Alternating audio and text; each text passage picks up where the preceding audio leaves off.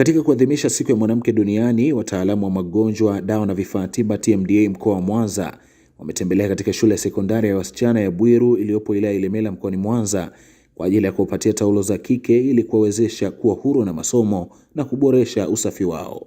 Stella Steve, mtaalamu kutokea TMDA, ameeleza kwa undani dhamira yao na kusema kuwa hatua hiyo inaonyesha kujali utu wa mwanamke hasa katika kipindi chake cha usichana.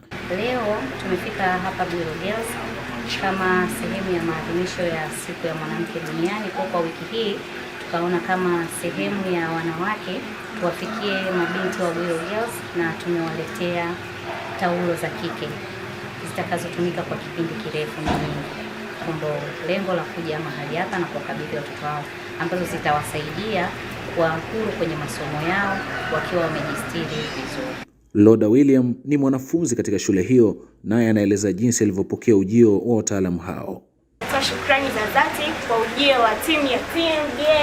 Tunasema asante, imetufikia sisi Bwiru Girls na tumepata faida kama wengi tulikuwa tuna changamoto za kupata pedi na manishia taulo za kike, lakini wameturahisishia na tumezipata. Tunasema asante sana, tunatoa shukrani za dhati. Mkuu wa shule ya sekondari ya wasichana Bwiru, Mwalimu Christine Zegera, amesema kuwa msaada huu ni faraja kwao na kuwasihi wanafunzi kuzingatia matumizi sahihi ya taulo hizo za kike. Ninamshukuru Mungu kwa ajili ya TMDA, wametukumbuka katika siku hii ya wanawake. Kwa hivyo ninawapongeza sana TMDA kwa kutufikia na kutubariki kwa kutupatia taulo za kike.